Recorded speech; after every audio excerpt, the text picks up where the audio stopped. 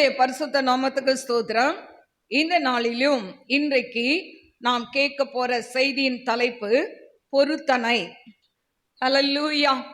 நம்ம வாழ்க்கையில கூட அநேக பொருத்தனைகளை நாம் செய்திருக்கலாம். ஆனால் இன்றைக்கு நாம் வேத வசனத்தின் மூலம் அதை நாம் தியானிக்க போகிறோம். வாசிப்போம். பிரசங்கி 5ஆம் அதிகாரம் 4:5.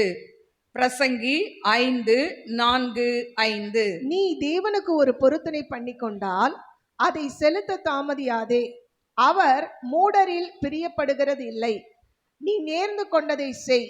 நீ நேர்ந்து கொண்டதை செய்யாமற் போவதை பார்க்கிலும் நேர்ந்து கொள்ளாதிருப்பதே நலம். என கருமையான தேவ பிள்ளைகளே, நீ தேவனுக்கு ஒரு பொருத்தனை பண்ணி கொண்டால் அதை செலுத்த தாமதியாதே. அவர் மூடரில் பிரியப்படுகிறது இல்லை.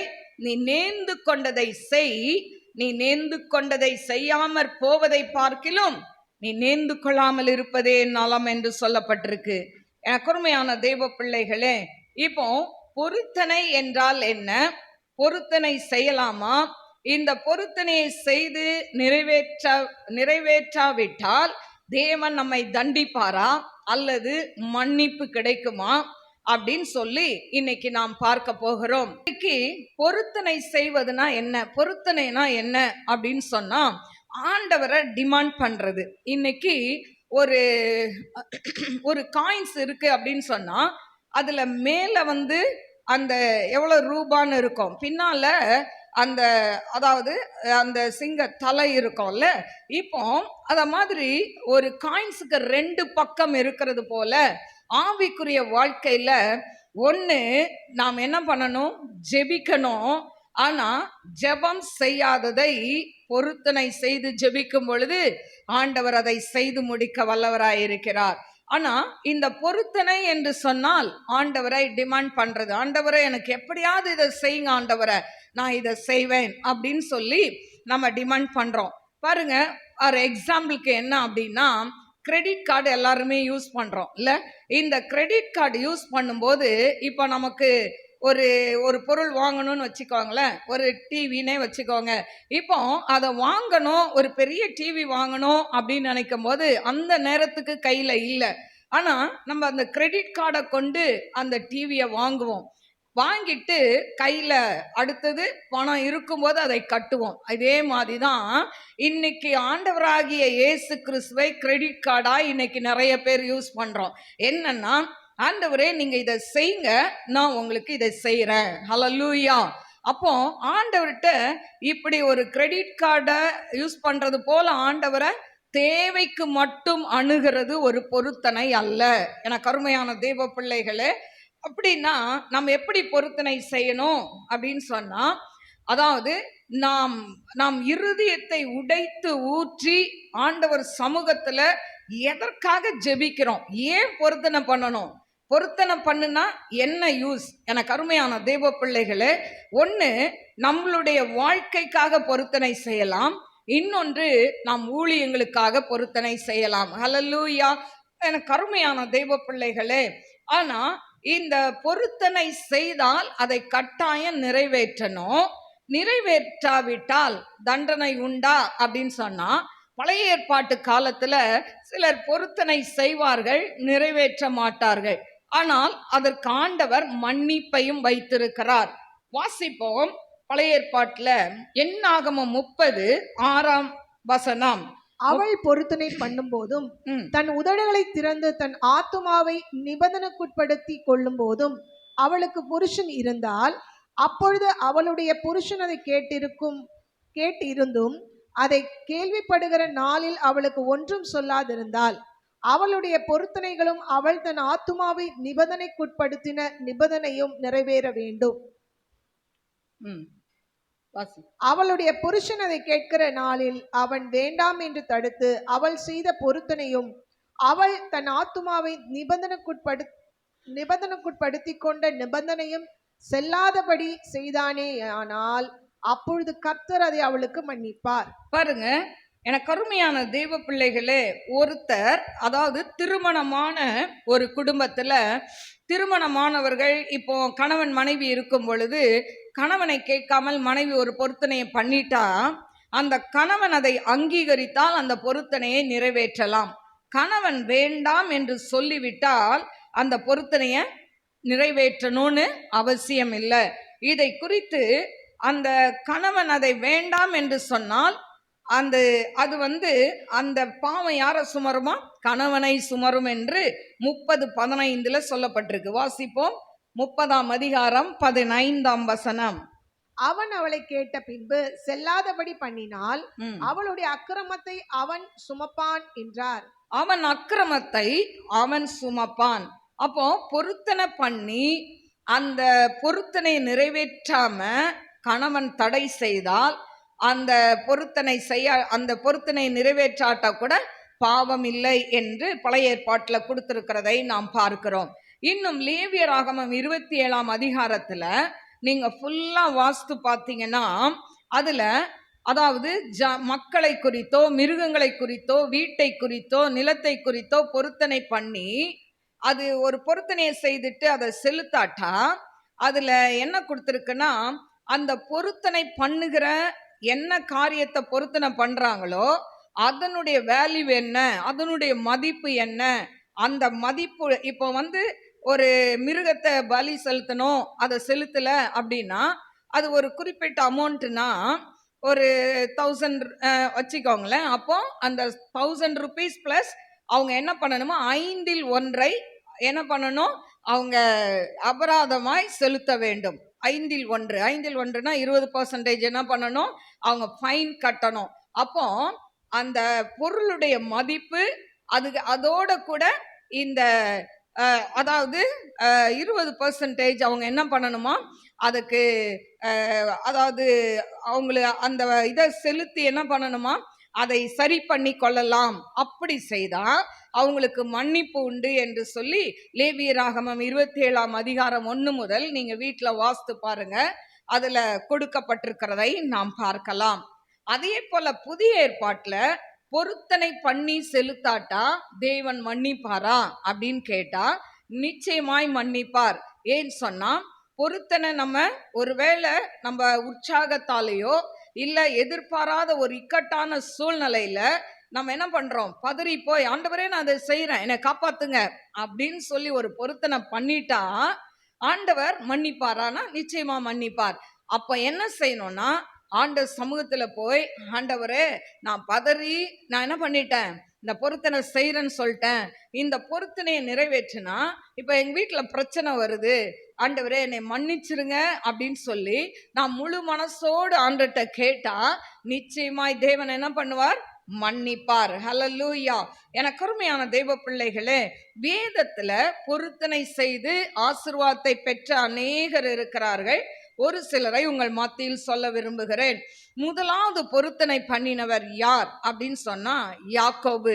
ஆதியாகமம் 28:15. நான் உன்னோடே இருந்து நீ போகிற இடத்திலெல்லாம் உன்னை காத்து நான் உனக்கு சொன்னதை செய்யும் அளவு உன்னை கைவிடுவதில்லை என்றார். எனக்கு அருமையான தெய்வ பிள்ளைகளே, அப்போ அந்த யாக்கோபுக்கு ஆண்டவர் வாக்கு கொடுக்கிறார். அவர் வனாந்திரத்துல கல்லை வைத்து அவன் படுத்து இருக்கும் பொழுது ஆண்டவர் என்ன பண்றாரு, யாக்கோபுக்கு வாக்கை கொடுக்கிறதை நாம் பார்க்கிறோம். அல்லேலூயா. இப்படி வாக்கு கொடுத்த உடனே அவர் என்ன சொல்றாரு, ஆதியாகமம் 28:20-22 வரைக்கும். அப்பொழுது யாக்கோபு தேவன் என்னோட இருந்து நான் போகிற இந்த வழியிலே என்னை காப்பாற்றி உண்ண ஆகாரமும் உடுக்க வஸ்திரமும் எனக்கு தந்து என்னை என் தகப்பன் வீட்டுக்கு சமாதானத்தோட திரும்பி வர பண்ணுவாரானால் கர்த்தர் எனக்கு தேவனாயிருப்பார். நான் தூணாக நிறுத்தின இந்த கல் தேவனுக்கு வீடாகும். தேவரீர் எனக்கு தரும் எல்லாவற்றிலும் உமக்கு தசம்பாகம் செலுத்துவேன் என்று சொல்லி பொருத்தனை பண்ணி கொண்டான். ஹல்லேலூயா. அப்ப பாருங்க, யாக்கோபு ஒரு எத்தன் ஏமாற்றுபவன் தான். ஆனால் அவன் தன் அண்ணனை ஏமாற்றினதுனால் இன்னைக்கு என்ன பண்ணியிருக்கான், வீட்டை விட்டு அவங்க அப்பா அம்மாவே அவனை வெளியேற்றி இருக்கிறாங்க. இப்ப லாபான் தன்னுடைய மாமா வீட்டுக்கு போகும்போது வழியில் அவன் என்ன பண்றான், சோர்ந்து போய் அவன் என்ன பண்றான், கல்ல தலைக்கு வைத்து கொண்டு படுத்து அந்த வனாந்திரத்துல படுத்து தூங்குகிறதை பார்க்கிறோம். ஆனால் அப்படிப்பட்ட அந்த இடத்துல தான் ஆண்டவர் அவனுக்கு ஒரு தரிசனத்தை கொடுத்து, ஒரு பெரிய ஏணி வானத்துக்கும் அவனுக்குமாய் வைக்கப்பட்டு தேவ தூதர்கள் ஏறுவதும் இறங்குவதுமாய் அவன் தரிசனம் காண்கிறான். அந்த தரிசனத்தின் மத்தியில் தான் தேவன் வாக்கு கொடுக்கிறார். ஹல்லேலூயா, நான் சமாதானத்தோட திரும்பி வர பண்ணுவேன். ஹல்லேலூயா, ஆண்டவர் சொன்ன வாக்குத்தத்தம் நிறைவேறினதா? நிச்சயமாய் நிறைவேறினது. ஏன் சொன்னா, அவன் எல்லா ஆஸ்திகளோடும் அவன் ரெட்டிப்பாய் அவன் திரும்பி வரும் பொழுது அண்ணனுக்காக தேவ சமூகத்தில் அவன் என்ன பண்றான், ஜெபிக்க ஆரம்பிக்கிறான். ஹல்லேலூயா, ஆண்டவரே எங்க அண்ணனுக்கும் எனக்கும் இருக்கிற பகை போகணும்னு சொல்லி ஜெபிக்கும் பொழுது அதன் பிறகு அவன் சமாதானத்தோடு அவங்க அண்ணனை சந்திக்கிறதை பார்க்கிறோம். ஹல்லேலூயா, அவன் தான் சொல்றான், எல்லாவற்றிலும் உமக்கு தசம பாகம் செலுத்துவேன் என்று அவன் பொருத்தனை பண்ணி கொண்டதை நாம் பார்க்கிறோம். அடுத்து ஒரு நபரை நாம் பார்க்கலாம், அதுதான் அன்னாள். 1 சாமுவேல் 1:10-11. அவள் போய் மனக்கசந்து மிகவும் அழுது கர்த்தரை நோக்கி விண்ணப்பம் பண்ணி, சேனைகளின் கர்த்தாவே, தேவரீர் உம்முடைய அடியாளின் சிறுமையை கண்ணோக்கி பார்த்து உம்முடைய அடியாளை மறவாமல் நினைத்தருளி உமது அடியாளுக்கு ஒரு ஆண் பிள்ளை கொடுத்தால் அவன் உயிரோடு இருக்கும் சகல நாளும் நான் அவனை கர்த்தருக்கு ஒப்பு கொடுப்பேன். அவன் தலையின் மேல் சவரகன் கத்தி படுவது இல்லை என்று ஒரு பொருத்தனை பண்ணினான். பாருங்க, எனக்கு ஒரு ஆண் பிள்ளைய கொடுத்தா உயிரோடு இருக்கும் சகல நாளும் அவனை கர்த்தருக்கு ஒப்பு கொடுப்பேன். ஹல்லேலூயா, இது நல்ல பொருத்தனை. ஹல்லேலூயா, எனக்கு ஒரு ஆண் குழந்தை கொடுத்தால் அவனை டாக்டருக்கு படிக்க வைப்பேன், கலெக்டருக்கு படிக்க வைப்பேன், இன்ஜினியர் படிக்க வைப்பேன், இன்னும் மேல இருக்கிற நிறைய காரியங்களுக்கு படிக்க வைப்பேன். அவன் கேட்கல, அவ கேட்டது நான் உங்க ஊழியத்துக்கு கொடுக்கிறேன் என்று சொல்லி. ஹல்லேலூயா, எனக்கு அருமையான தேவ பிள்ளைகளே, பொருத்தனை எதற்காக பண்ணணும், ஏன் பண்ணணும் நல்லா தெரிந்து பண்ண வேண்டும். ஹல்லேலூயா, இப்ப அன்னாளுக்கு குழந்தை இல்லை, ஆனா இவன் என்ன பண்றான், தன் கணவனையும் அவள் நம்பவில்லை, தேவ சமூகத்துல போய் தன் இருதயத்தை உடைத்து ஊற்றுகிறதை நாம் பார்க்கிறோம். 13ஆம் வசனம். பேசினாள், அவளுடைய உதடுகள் மாத்திரம் அசைந்தது, அவள் சத்தமோ கேட்கப்படவில்லை, ஆகையால் அவள் வெறித்திருக்கிறாள் என்று ஏலி நினைத்து அவளை நோக்கி, நீ எதுவரைக்கும் வெறித்திருப்பாய், உன் குடியை உன்னை விட்டு விலக்கு என்றான். பாருங்க, அவன் கேட்கிறான், அதாவது இருதயத்துல பேசி கொண்டிருக்கிறான், உதடு மட்டும் அசைகிறது. ஹல்லேலூயா, நிறைய வேளையில நமக்கு நிறைய துக்கம் வரும் பொழுது நமக்கு அதாவது என்ன செய்யறது என்று சொல்லி நினைக்கும் பொழுது நமக்கு சத்தமா ஜெபிக்க முடியாது. நல்லா இருக்கும்போது சத்தமா ஜெபிப்போம், ஆனால் துக்கம் தொண்டை அடைக்குதுன்னு வாங்கல, அத மாதிரி துக்கம் ரொம்ப வந்துருச்சுன்னா நம்ம ஆண்டவர்கிட்ட எப்படி பேசுவோம், மெதுவா பேசுவோம். பக்கத்துல இருந்தா கூட யாருக்கும் கேட்காது, ஏன்னா ஆண்டவருக்கு மட்டும்தான் தெரியும். ஏன்னா நம்ம வாய் முணுமுணுக்கும், இல்ல நம்ம மனசு ஆண்டவரோட பேசி கொண்டு இருக்கோம். ஹல்லேலூயா, அப்போ ஆண்டவருக்கு மட்டும்தான் தெரியும் நம்ம என்ன பண்றோம்னு தெரியும். ஹல்லேலூயா, எனக்கு அருமையான தெய்வ பிள்ளைகளே, ஆனா ஏலி கேலி செய்யறான். அவன் என்ன சொல்றான், அதாவது 15ஆம் வசனம். அதற்கு அன்னாள் பிரயுத்தரமாக, அப்படியல்ல என் ஆண்டவனே, நான் மன கிளேசமுள்ள ஸ்திரீ, நான் திராட்சரசமாகிலும் மதுவாகிலும் குடிக்கவில்லை, நான் கர்த்தருடைய சந்நிதியில் என் இருதயத்தை ஊற்றிவிட்டேன், உம்முடைய அடியாளை பேலியாளின் மகளாக எண்ணாதையும், மிகுதியான விசாரத்தினாலும் கிளேசத்தினாலும் இந்நேரம் மட்டும் விண்ணப்பம் பண்ணினேன் என்றாள். பாருங்க, அவ சொல்றான், நான் திராட்சை ரசமாகிலும் மதுவாகிலும் குடிக்கல, நான் கர்த்தருடைய சந்நிதியில் என் இருதயத்தை ஊற்றி விட்டேன். ஹல்லேலூயா, அதான் சொன்னேன், கிரெடிட் கார்டு மாதிரி யூஸ் பண்ணக்கூடாது ஆண்டவரை. ஏசப்பா சிலர் சொல்லுவாங்க, ஆண்டவரே நீங்க இதை செஞ்சிருங்க, நான் இதை செஞ்சிடறேன், இதை செஞ்சிருங்க, நான் ஒரு 100 ரூபா என்ன பண்ணிடுறேன், காணிக்க போட்டுறேன், அதெல்லாம் ஈஸி. ஹல்லேலூயா, அது கர்த்தர் நமக்கு கொடுக்கறத நம்ம திரும்பி கொடுக்கிறோம், அதெல்லாம் ரொம்ப ஈஸி. ஆனா ஆண்டவரே என் வாழ்க்கையில இதை செய்யுங்கப்பா, நான் முழு மனசா உண்மை ஏற்றுக்கொள்வேன் ஆண்டவரை. இன்னைக்கு 2 கட்டா நிலைமையில இருக்கிறேன், உலகத்துக்குள்ளேயும் இருக்கிறேன், உமக்குள்ளேயும் இருக்கிறேன். வேதம் சொல்கிறது 2 எஜமானுக்கு ஒருவன் ஊழியம் செய்ய முடியாது என்று சொல்லப்பட்டிருக்கு. அப்போ ஆண்டவரே நான் 2 எஜமானுக்கு ஊழியம் செஞ்சிட்டு இருக்கேன், உலகத்துல இருக்கிற அதிபதியான பிசாசுக்கும் ஊழியம் செய்யறேன், உமக்கும் ஊழியம் செய்யறேன் அப்படின்னு சொன்னா நம்ம 2 பேருக்கும் ஊழியம் செஞ்சா பரலோகம் போக முடியாது. எனக்கு அருமையான தேவ பிள்ளைகளே, அப்போ ஆண்டவரே எனக்கு இந்த தேவை இருக்குப்பா, இந்த தேவையை சந்திச்சிட்டீங்கன்னா நான் முழுசா நான் என்ன பண்ணுவேன், உமக்கு என்னை அர்ப்பணிக்கிறேன் ஆண்டவரே. இனிமே உலகத்துக்குள் பின்னால ஓட மாட்டேன் ஆண்டவரே, நான் சினிமா பார்க்க மாட்டேன் ஆண்டவரே, வேண்டாத காரியங்களை செய்ய மாட்டேன் ஆண்டவரே, முழுமையா என்னை அர்ப்பணிக்கிறேன்னு சொல்லி பொருத்தனை செய்வதுதான் மிகுந்த சிறந்த ஒரு பொருத்தனை. ஹல்லேலூயா.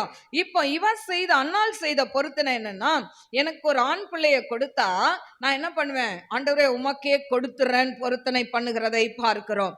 பாருங்க, இப்படி இவ அழுது ஜெபித்ததுனால ஆண்டவர் அவளுக்கு ஒரு குழந்தைய கொடுக்கிறார். 20ஆம் வசனத்துல, சில நாள் சென்ற பின்பு அன்னாள் கர்ப்பவதியாகி ஒரு குமாரனை பெற்று கர்த்தரிடத்தில் அவனை கேட்டேன் என்று சொல்லி அவனுக்கு சாமுவேல் என்று பெயரிட்டாள். ஹல்லேலூயா. எனக்கு அருமையான தேவ பிள்ளைகளே, சாமுவேல் என்று பெயர் வைக்கிறான். இப்போ அந்த அன்னாள் தன் கணவனிடத்துல கேட்டு பொருத்தனை பண்ணாளா? இல்லவே இல்லை, அவளா போய் பொருத்தனை பண்ணினாள். ஹல்லேலூயா. அப்போ அந்த பொருத்தனைய அந்த எல்கானா என்ன பண்ணான்? அங்கீகரித்தான். ஹல்லேலூயா. அவன் பாருங்க 23ஆம் வசனத்துல, அப்பொழுது அவள் புருஷனாகிய எல்கானா அவளை நோக்கி, நீ உன் இஷ்டப்படி செய்து அவனை பால் மறக்க பண்ணு மட்டும் இரு, கர்த்தர் தம்முடைய வார்த்தையை மாத்திரம் நிறைவேற்றுவாராக என்றான்.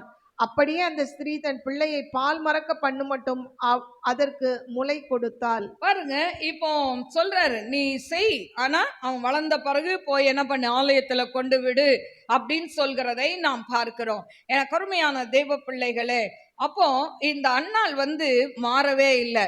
இன்னைக்கு குழந்தை, சிலருக்கெல்லாம் குழந்தை வேணும்னுவாங்க, அதுக்கு பொருத்தனை பண்ணி ஜோம் பண்ணுவாங்க. ஆனா குழந்தை அவங்க கேட்ட மாதிரி ஆண் குழந்தை வந்த உடனே அதை ஆண் பிள்ளைய பார்த்த உடனே மனம் மாறிடுவாங்க. ஐயோ, இவனை நல்லா படிக்க வைக்கணும், படிச்சுக்கிட்டே வேலை செய்யட்டும். முதல்ல என்ன சொல்லுவாங்க, ஊழியத்துக்குன்னே கொடுக்குற ஆண்டவரை. அதுக்கப்புறம் சொல்லுவாங்க, இல்ல ஆண்டவரை, உலகப்புறமான ஏதாவது நல்லா படிக்கட்டும், படிச்சுட்டு உம்முடைய ஊழியத்தை செய்யட்டும். ஹல்லேலூயா. வேலையும் செஞ்சு ஊழியமும் செய்யணும், நல்லதுதான். ஆனாலும் பொருத்தனை நம்ம எப்படி பண்ணணுமோ அப்படிதான் நம்ம என்ன பண்ணணும், அதை நிறைவேற்றணும். ஆனா அன்னாள் அதை நிறைவேற்றினாள். பாருங்க 27, 28, இந்த பிள்ளைக்காக விண்ணப்பம் பண்ணினேன், நான் கர்த்தரிடத்தில் கேட்ட என் விண்ணப்பத்தின்படி எனக்கு கட்டளையிட்டார், ஆகையால் அவன் கர்த்தருக்கென்று கேட்கப்பட்டபடியினால் அவன் உயிரோடு இருக்கும் சகல நாளும் அவனை கர்த்தருக்கே ஒப்பு கொடுக்கிறேன் என்றாள். அவன் அங்கே கர்த்தரை பணிந்து கொண்டான். பாருங்க, அவன் அங்கே கர்த்தரை பணிந்து கொண்டாள். பாருங்க, கொண்டு போய் என்ன பண்றா, இந்த பிள்ளைக்காக விண்ணப்பம் பண்ணினேன், நான் கர்த்தரிடத்தில் கேட்ட என் விண்ணப்பத்தின்படி எனக்கு கட்டளையிட்டார்.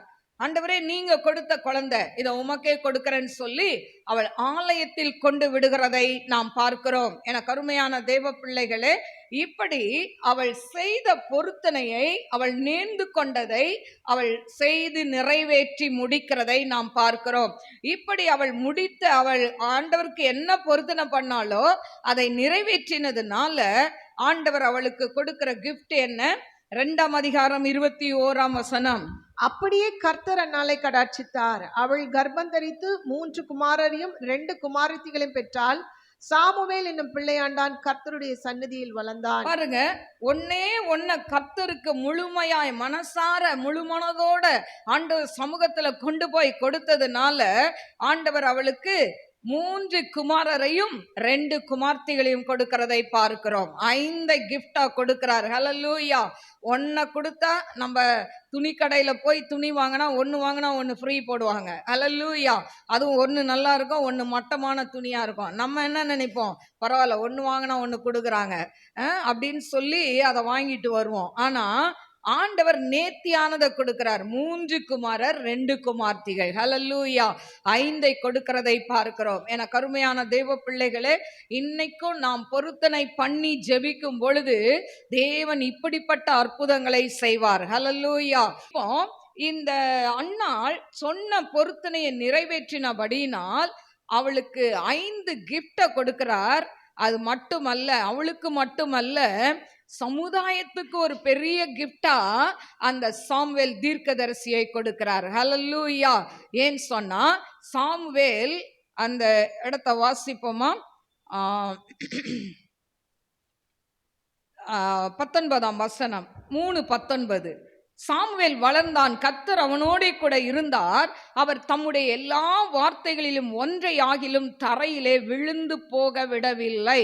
சாமுவேல் கர்த்தருடைய தீர்க்கதரிசி தான் என்று தான் முதல் பெயர்செபா மட்டுமல்ல சகல இஸ்ரவேலருக்கும் விளங்கினது. ஹல்லேலூயா. அப்போ அவளுக்கு மட்டும் கிஃப்ட் இல்ல, அந்த அவ பொருத்தனை பண்ணி ஜெபித்ததின் மூலம் ஒரு சமுதாயத்துக்கு ஒரு நல்ல ஒரு தீர்க்கதரிசியை கர்த்தர் கொடுத்தார். ஹல்லேலூயா. இன்றைக்கு நீங்க எப்படி பொருத்தனை பண்றீங்க? ஹல்லேலூயா. நாம் சுயநலமாய் நம்மளுடைய சுயத்துக்காய் பொருத்தனை பண்றது பெருசல்ல. ஆனால் நாம் செய்கிற அந்த பொருத்தனையில தேவனுடைய நாமம் மகிமைப்பட வேண்டும். ஹல்லேலூயா. என கருமையான தேவ பிள்ளைகளே, பாருங்க, அடுத்தது ஒரு பொருத்தனை பண்ணின நபரை பார்க்கலாம். நியாயாதிபதிகள் 11:1-2. நியாயாதிபதிகள் 11:1-2. கீலேயாத்தியனான யெப்தா பலத்த பராக்கிரமசாலியாய் இருந்தான். அவன் பரஸ்திரின் குமாரன் கீலேயாத் அவனை பெற்றாள். கீலேயாத்தின் மனைவியும் அவனுக்கு குமாரர்களை பெற்றாள். அவன் மனைவி பெற்று குமாரர் பெரியவர்களான பின்பு அவர்கள் யெப்தாவை நோக்கி, உனக்கு எங்கள் தகப்பன் வீட்டிலே சுதந்திரம் இல்லை, நீ அந்நிய ஸ்திரீயின் மகன் என்று சொல்லி அவனை துரத்தினார்கள். அப்பொழுது யெப்தா தன் சகோதரரை விட்டு ஓடி போய் தோப் தேசத்திலே குடியிருந்தான். வீணரான மனுஷன் யெப்தாவோட கூட்டிக் கொண்டு அவனோட கூட யுத்தத்திற்கு போவார்கள். என கருமையான தெய்வ பிள்ளைகளே, இந்த கீலியத்தியான அவன் யெப்தா பலத்த பராக்கிரமசாலியா இருந்தான். ஹல்லேலூயா. இந்த வருட வாக்கு தத்தம், கர்த்தரோ பயங்கரமான பராக்கிரமசாலியா என்னோடு இருக்கிறார் என்று எரேமியா சொன்ன அந்த வாக்கு தத்தத்தை தான் இந்த ஆண்டு வாக்கு தத்தமாய் நாம் வைத்திருக்கிறோம். இப்போ இந்த யெப்தா என்பவன் பராக்கிரமசாலியா இருந்தான். ஆனா இந்த யெப்தா பாத்தீங்கன்னா இவன் என்னன்னா பரஸ்திரியின் குமாரன் என்று சொல்லப்பட்டிருக்கு. அப்போ சொந்த மனைவியுடைய பிள்ளைகள் இல்லாமல் வேற ஒரு ஸ்ரீயுடைய பிள்ளையா இருந்தபடினால் இவன் வளர்ந்த சொத்துல பிரச்சனை வரும்னு சொல்லி அவங்க அந்த அண்ணன்மார்கள்லாம் என்ன பண்ணிட்டாங்க, இவனை வீட்டை விட்டு துரத்திட்டாங்க. இப்ப துரத்தின உடனே இவன் வெளியே போய் இவன் என்ன பண்றான், சில வீணரான மனுஷர்களோடு, அதாவது சும்மா சுத்திட்டு திரிவாங்கல்ல, அப்படிப்பட்ட மனுஷர்களோடு சேர்ந்து யுத்தத்துக்கு போறது, அவங்களுக்கு ஏதாவது இப்போ சண்டைனா இவங்க போய் சண்டை போட்டு இவங்க பணம் வாங்கிக்கிறது, இத மாதிரிலாம் செய்து கொண்டு வந்தான். ஆனால் இப்படிப்பட்ட சூழ்நிலையில இந்த இஸ்ரவேல் ஜனங்கள் ஆண்டவருக்கு பிரியமில்லாமல் வாழ்ந்தபடியினால் ஆண்டவர் அம்மோன் புத்திரர் கையில இவங்கள வித்து போட்டுட்டார், அதாவது ஒப்பு கொடுத்துட்டார். இப்போ இந்த அம்மோன் புத்திரரால இவங்களுக்கு பயங்கரமான போராட்டம் வந்ததுனால இப்ப என்ன பண்றாங்க, யெப்தாவை போய் அழைக்கிறதை நாம் பார்க்கிறோம். என கருமையான தேவ பிள்ளைகளே, வாசிப்போம் 7ஆம் வசனம் 11:7. அதற்கு யெப்தா கீலேயாத்தின் மூப்பரை பார்த்து, நீங்கள் அல்லவா என்னை பகைத்து என் தகப்பன் வீட்டிலிருந்து என்னை துரத்தினவர்கள், இப்பொழுது உங்களுக்கு ஆபத்து நேரிட்டு இருக்கிற சமயத்தில் நீங்கள் என்னிடத்தில் ஏன் வருகிறீர்கள் என்றான்.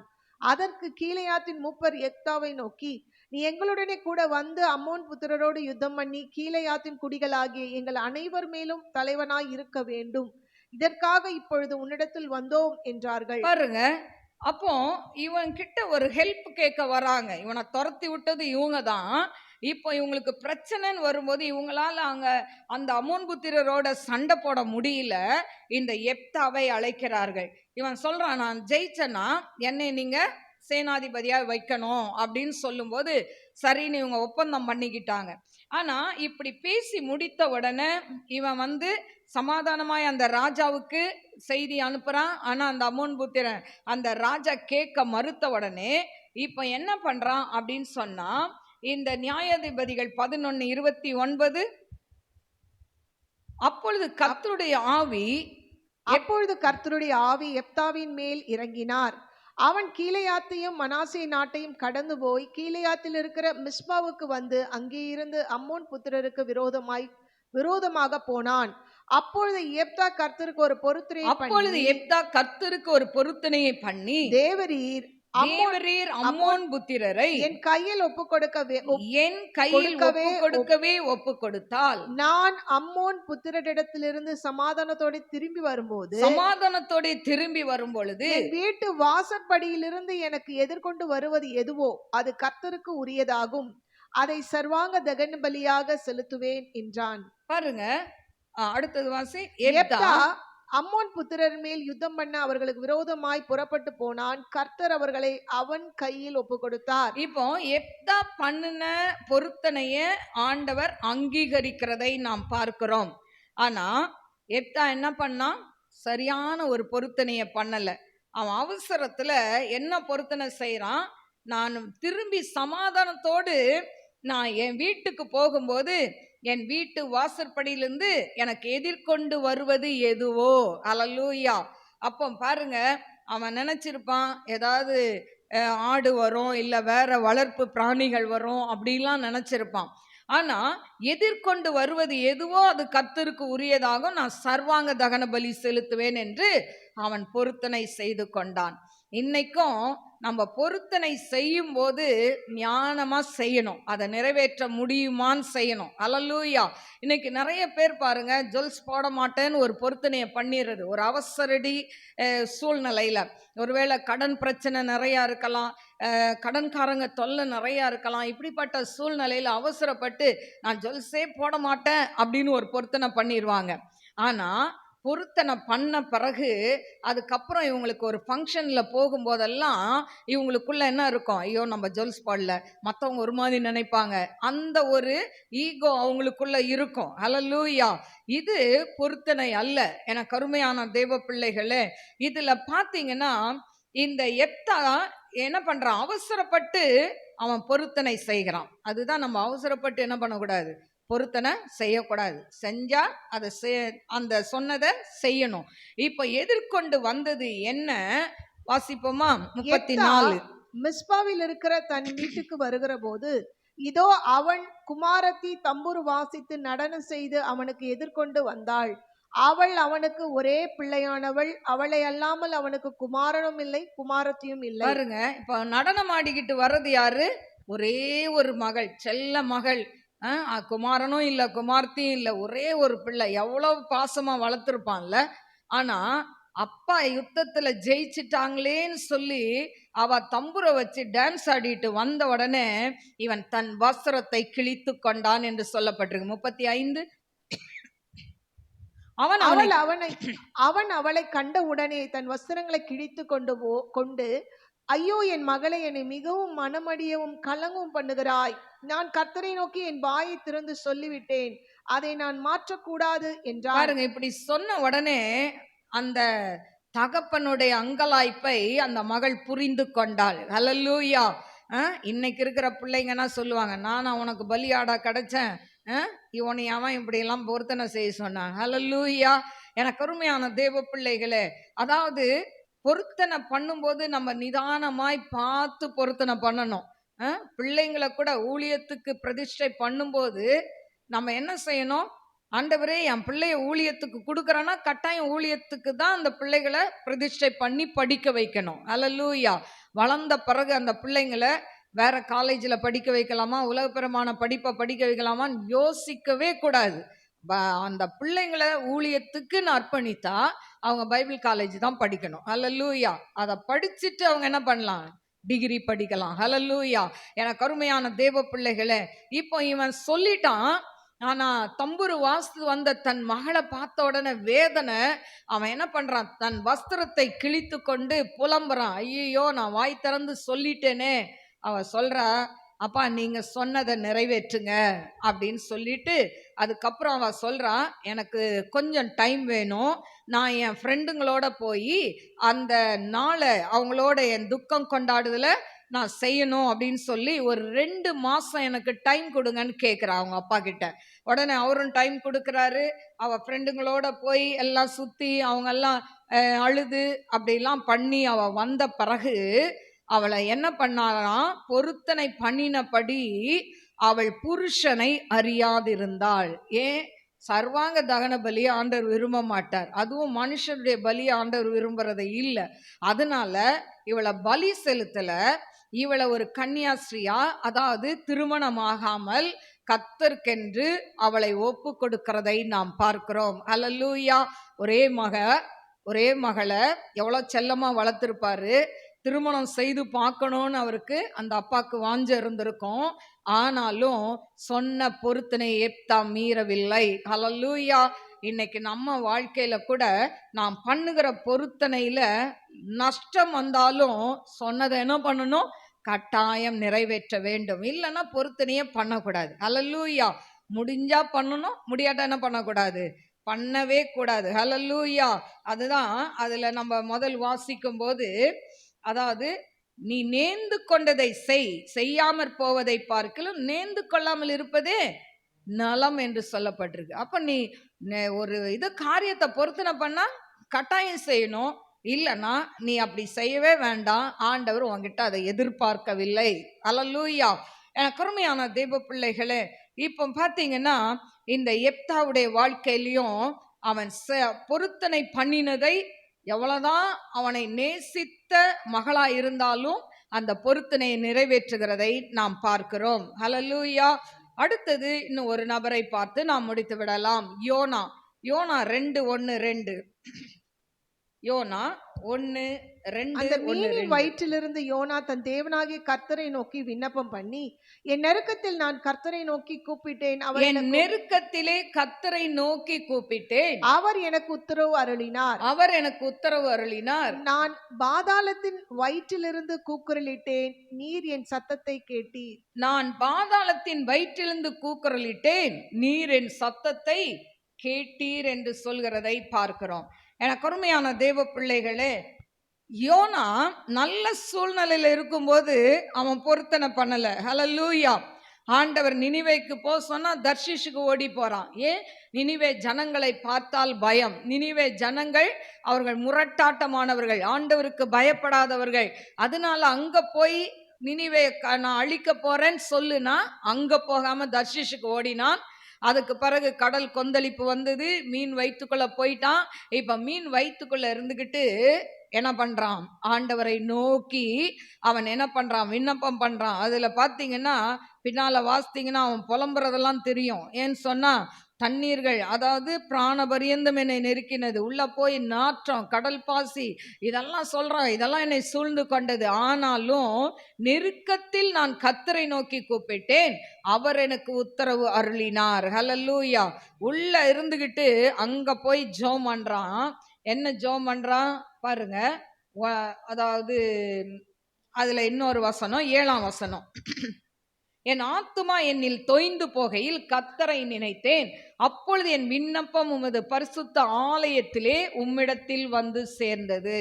அப்ப பாருங்க, நான் அந்த மீன் வயிற்றுக்குள்ள இருந்து நான் ஜெபம் பண்ணாலும் அந்த சத்தம் எங்க போயிருக்கு? ஆலயத்துல போயிருக்கு அப்படின்னு சொல்றான்.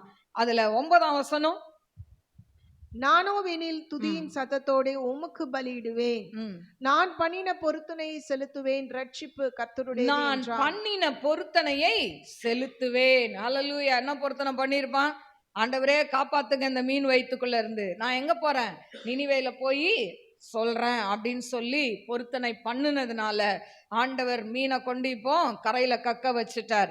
இப்போ போய் அவன் என்ன பண்றான்? நினிவேக்கு போய் ஒரு பிரசங்கம் பண்றான். என்ன பிரசங்கம் பண்றான்? 3ஆம் வசனம், 3ஆம் அதிகாரம் 3ஆம் வசனம். யோனா எழுந்து கர்த்தருடைய வார்த்தையின்படியே நினிவேக்கு போனான். நினிவே 3 நாள் பிரயாண விஸ்தாரமான மகா பெரிய நகரமாய் இருந்தது. யோனா நகரத்தில் பிரவேசித்து 1 நாள் பிரயாணம் பண்ணி இன்னும் 40 நாள் உண்டு. அப்பொழுது நினிவே கவிழ்க்கப்பட்டு போம் என்று கூறினான். நினிவே கவிழ்க்கப்பட்டு போம் என்று கூறினான். இவ்வளவுதான், பெரிய காரியம் சொல்லல. இன்னும் 40 நாள் இருக்கு. என்ன பண்ணும்?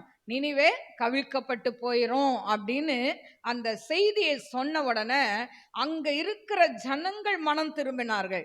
ராஜா முதற்கொண்டு ஆடு மாடுல இருந்து எல்லாருமே என்ன பண்றாங்க? உபவாசம் இருந்து, ரெட்டு உடுத்தி உபவாசம் இருந்து, தண்ணி கூட குடிக்காம அப்படி நாட்டுல ஒரு சட்டத்தை கொண்டு வந்து அந்த ராஜா ஒரு காரியத்தை சொல்றார். 9ஆம் வசனம், 3:9.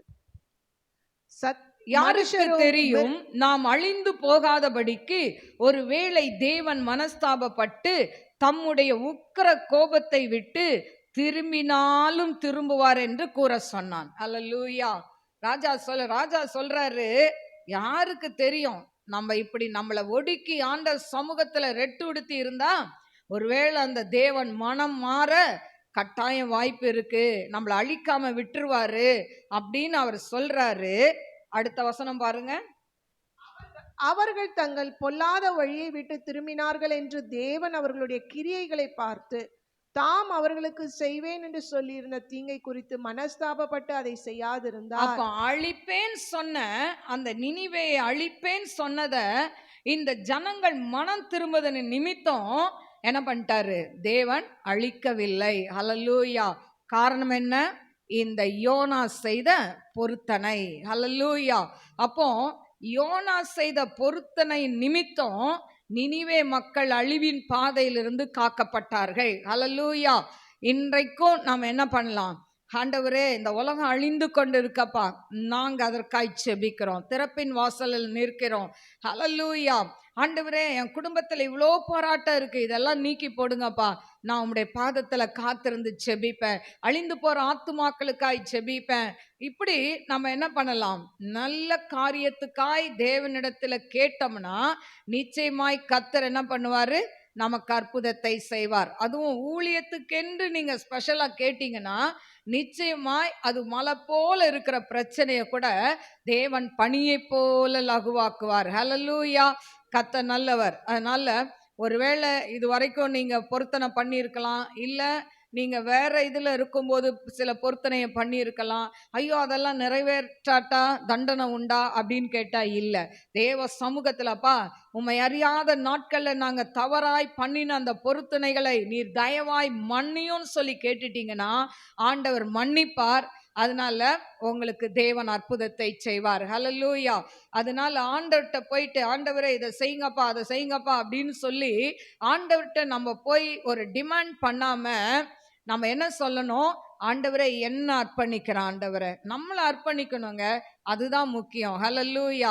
ஆண்டவரே, நான் உமக்கு ஊழியம் செய்கிறேன், இல்லைன்னா ஆண்டவரே அழிந்து போகிற ஆத்துமாக்களுக்காய் ஜெபிக்கிறேன், என் குடும்பத்தில் இருக்க கட்டுகள் உடையட்டும், என் குடும்பத்தில் இருக்க செய்வனைகள் தீரட்டும் அப்படின்னு சொல்லி ஜெபிக்கணும். ஹல்லேலூயா. என்னுடைய வாழ்க்கையில் இருந்த செய்வன கட்டுகளில் இருக்கும்போது நான் ஊழியம் கூட செய்யலை, ஆனால் அந்த நாட்களில் நான் ஜெபித்த, ஆண்டவரே என்னுடைய செய்வன கட்டிலிருந்து தேவன் நீங்கள் விடுதலை கொடுத்தா இப்படிப்பட்ட ஜனங்களுக்காய் நான் ஜெபிப்பேன் என்று சொல்லி அன்றைக்கு ஆண்டவர்கிட்ட எனக்கு அந்த gift வேணும்னு கேட்டேன். ஆண்டவர் அதை கொடுத்தார். இன்னைக்கு ஊழியத்தில் அதை பயன்படுத்தி கொண்டு இருக்கிறார். ஹல்லேலூயா. தேவனுக்கே மகிமை. ஹல்லேலூயா. அதனால தான் சொல்றேன், நம்ம இக்கட்டான சூழ்நிலையில ஆண்டவர்கிட்ட பொருத்தனை பண்ணி கேட்க வேண்டும். ஹல்லேலூயா. ஆண்டவர் கொடுத்ததுனால தாங்க இன்னைக்கு ஊழியத்தில் அற்புதம் நடக்குது. நம்மளால ஒன்றுமே சாதிக்க முடியாது. ஹல்லேலூயா. நாம் வெறும் மண் பாத்திரங்கள் தான். ஹல்லேலூயா. மண்ணான மனுஷனுக்குள்ள என் தேவன் இருந்தால் மட்டும்தான் அற்புதம் நடக்கும். ஹல்லேலூயா. ஆண்டவர் இந்த ஆண்டு கொடுத்திருக்கிறார், நீங்கள் பராக்கிரமசாலிகள் என்று சொல்லி. அதனால ஆண்டவர் சமூகத்துல நீங்க அதாவது உபவாசித்து ஜெபிங்க, பொருத்தனை பண்ணி ஜெபிங்க. நீங்க கேட்கிற காரியத்தை கர்த்தர் வாய்க்க செய்வார். God bless you. God bless you.